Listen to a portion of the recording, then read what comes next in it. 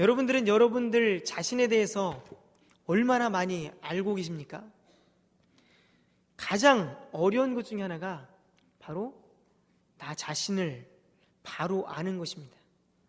평생 어떤 사람으로 살아왔는지 죽음의 문턱에 다다라서야 깨닫는 사람들도 있습니다. 마지막 숨을 몰아쉬면서 자신이 걸어왔던 인생에 대해서 후회하고 이렇게 살 걸, 아니면 저렇게 살 걸, 내가 욕심이 너무 과했었나? 제대로 된 삶을 살지 못했구나, 껄껄껄 하면서 후회하는 사람들도 많습니다. 어쩌면 지금도 누군가는 인생의 마지막 병상에 위치해서 껄껄하며 후회하고 있는지도 모르겠습니다. 여기 계신 저를 포함한 여러분들 중에서도 그런 후회를 마지막 인생 가운데 할지도 모릅니다. 그 후회는 재물을 모으지 못한 그런 후회가 아닙니다. 명성을 쌓지 못한 그런 아쉬움도 아닙니다. 수많은 아파트 중에서 그 아파트 하나를 소유하지 못한 그런 아쉬움도 아닙니다. 왜냐하면 그러한 것들은 인생의 마지막 순간 죽음을 앞둔 사람에게 그러한 일은 중요한 의미를 갖지 못하기 때문입니다. 무엇보다 사람과의 관계 때문에 가장 많은 후회를 하진 않을까요?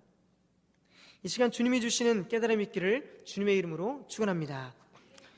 모든 분야를 막론하고 여러분들이 가장 잘하는 것은 무엇입니까? 어떤 분은 건축에 대해서 능한 실력을 가지고 있습니다. 어떤 분은 운동을 잘하죠. 운동 분야에서도 배드민턴, 달리기, 아니면 야구, 이런 것들을 잘할 것입니다. 음악을 잘하시는 분들도 있죠. 작곡을 하시는 분도 있고, 우리 오케스트라처럼 바이올린, 첼로, 트럼펫, 호른, 이런 여러 가지 악기를 잘 다루시는 분들도 있습니다. 각자마다 자신이 가장 잘하는 그런 분야가 있습니다. 그렇다면 질문 하나 하겠습니다. 우리 모두가 잘하는 것이 무엇이 있을까요? 우리 모두가 잘하는 것이 무엇이 있을까요? 41절 말씀 보면 이런 말씀이 있습니다. 어찌하여 형제의 눈 속에 있는 티는 보고 내 눈 속에 있는 들보는 깨닫지 못하느냐. 다소 충격적일지도 모르겠지만 다른 사람의 티를 보는 것은 정말 잘합니다. 티라는 것은 마른 가지, 지푸라기, 왕겨, 작은 알갱이, 이런 단어로 번역되는 단어입니다. 농사를 지은 분은 알겠지만 곡식을 떨어낸 후에 남아있는 왕겨 하나를 보십시오. 정말 작죠? 작은 바람에도 쉽게 날아갑니다. 가까이 해서야만 그것이 무엇인지 우리는 알 수가 있죠. 시력이 좋지 못한 사람은 애를 써서 찾을 수가 있습니다. 여기서 티는 우리 모두가 가지고 있는 작은 결점을 이야기합니다. 그 결점을 너무 잘 찾아냅니다. 어떻게 해서인지 배우지도 않죠. 돈을 들여서 과외를 하지 않아도, 누가 시키지 않아도 자발적으로 얼마나 남의 티를 잘 찾아내는지 모릅니다. 일부러 훈련을 하고 있습니까? 꽁꽁 숨어있는 티를, 잘 보지 못하는 티를 너무나 잘 찾아냅니다. 저 또한 예외가 아닙니다. 어떤 사람에 대해서 좋지 않은 이야기를 들으면 그 사람은 그렇지, 경험해보지도 않고 들은 소문이 마치 진실인 것처럼, 내가 그 사람보다는 나은 것처럼, 그 일부가 그 사람의 모든 것인 것처럼 생각하고 비판하고 판단할 때가 있습니다. 티가 없이 깨끗하기를 바라는 것이 우리들의 바람입니다. 그러나 아쉽게도 여러분들과 저는 티를 가지고 있습니다. 예를 들면 참지 못하고 혈기를 부릴 수도 있습니다. 웃어 넘길 수 있는 사소한 일에 고집을 부릴 수도 있죠. 아니면 남이 잘 되는 것을 가볍게 넘기지도 못합니다. 아니면 이외에 사람들이 볼 때 저 사람은 이것만 고치면 참 좋을 것 같은데 라고 생각하는 것들일 수도 있습니다. 그렇다면 무결점 인생을 우리는 살 수가 있을까요? 저 사람은 완벽해, 부족함이란 전혀 찾아볼 수 없어, 그런 소리를 듣고 살 수는 없을까요? 성경은 누구도 완벽한 사람이 없다고, 결점이 없는 사람이 없다고 말씀하고 있습니다.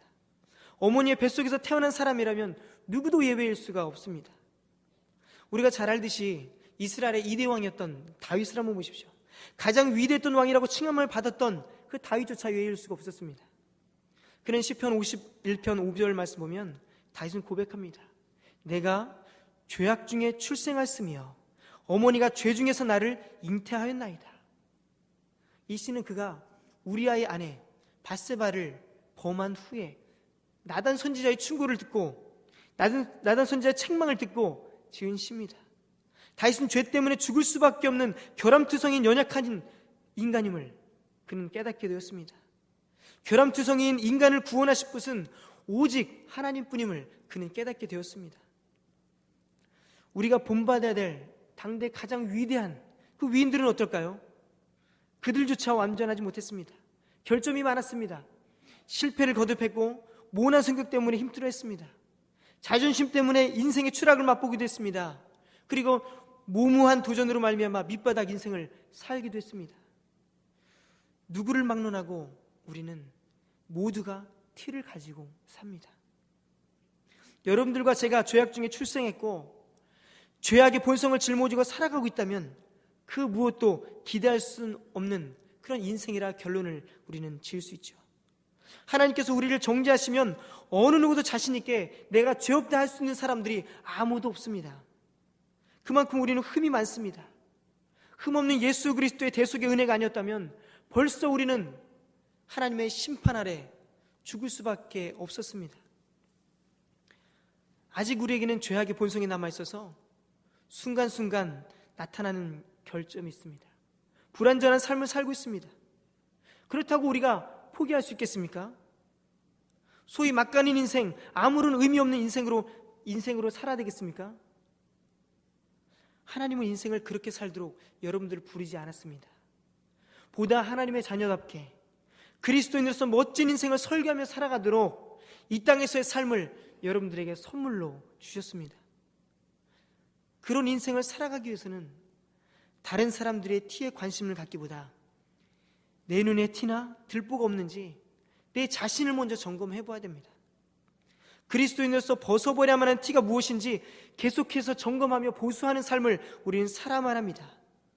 말씀을 삶의 기준으로 삼아서 자신에게 끊임없이 질문해야 합니다. 그래야지 여러분들의 인생이 삽니다. 더불어 함께한 여러분들과 함께한 그 사람들이 행복할 수 있습니다. 예수님께서는 당시 외식했던 자들을 향해 오늘 본문을 말씀하셨습니다. 바리새인들과 서기관들이 율법을 논하면서 사람들을 판단하고 정죄했던 그들을 1차적으로 염두에 두고 말씀하셨던 본문입니다. 그렇게 2000년 전에 예수님께 책망을 드렸던 바리새인들 그리고 서기관들에게만 국한된 말씀입니까? 그들에게만 주신 말씀입니까? 그들에게만 주신 책망입니까? 그렇지 않습니다. 우리가 42절 말씀 보면 외식하는 자여 먼저 내 눈 속에 들보를 빼라. 누구에게 하신 말씀인 것 같은가? 바리새인들, 서기관들, 왜 너의 들보는 보지 못하느냐? 남의 작은 티를 잘 보면서 내가 가진 더 큰 결점을 너는 왜 보지 못하느냐? 바로 여러분들과 저에게 주님은 지금 말씀하고 계십니다.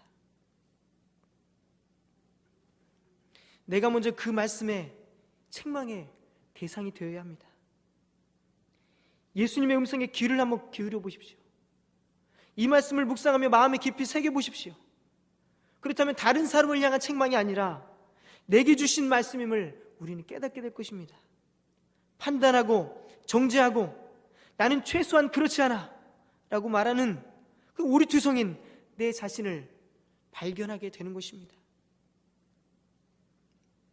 주님께서 귀 있는 자는 들을지어다 말씀하실 때 주님, 그게 바로 저입니다.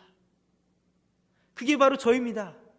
정죄하고 판단하고 시기하고 질투했던 그 모습이 바로 저의 모습입니다. 우리는 타인을 향해서 무엇이 잘못되었다, 저것이 잘못되었다 이야기를 하죠. 저도 그럴 때가 많습니다. 그러나 얼마가 지난 후에 저는 깜짝 놀랍니다. 잘못됐다고 비판했던 그 행동을 바로 제가 하고 있기 때문이었습니다. 여러분들은 어떠십니까? 여러분들이 비판하고 그것은 잘못되었다고 이야기했던 그 모습들이 여러분들 삶 가운데 나타나지는 않습니까?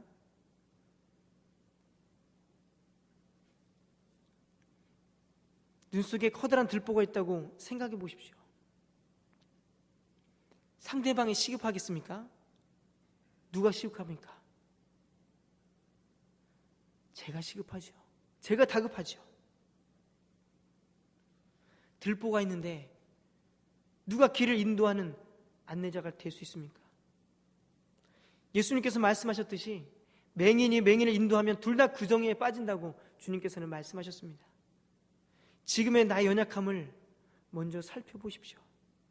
사랑하지 못하고 먼저 손 내밀지 못하고 상대방의 약점만 보았던 내 자신을 먼저 살펴보십시오.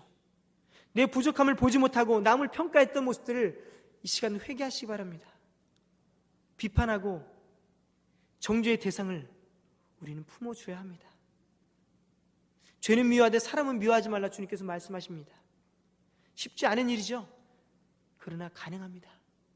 주님께서는 가능하다 말씀하십니다. 그것을 가능하게 만드는 것은 바로 주님의 사랑이 있기 때문입니다. 며칠 전에 어제군요. 어제 잠시 머물러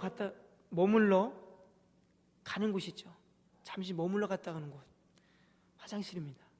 그래서 어제 잠깐 어떤 좋은 글을 보았습니다. 그래서 순간 손에 들고 있던 핸드폰을 들어서 찍었습니다. 이런 글이 있더군요. 내 마음에서 희망이 사라질 때면 나는 늘 남을 보았습니다. 남이 나를 낙심시키는 줄 알았기 때문입니다. 그러나 이제 보니 내가 낙심하고 좌절하는 것은 남 때문이 아니라 내 속에 사랑이 없었기 때문입니다. 비판하고 싶은 마음, 남에게 핑계대고 싶은 마음, 그 마음은 바로 내게 사랑이 없기 때문입니다. 남을 탓하는 마음, 내게 사랑이 없기 때문입니다. 누구 때문이야 정죄하고 싶은 마음, 사랑이 없기 때문입니다. 사랑이 있다면 정죄할 마음도 품어줄 수 있습니다. 감싸줄 수 있습니다. 남의 티를 덮어줄 수 있는 유일한 길은 바로 사랑인 것입니다. 베드로전서 4장 8절에 이렇게 말씀하죠.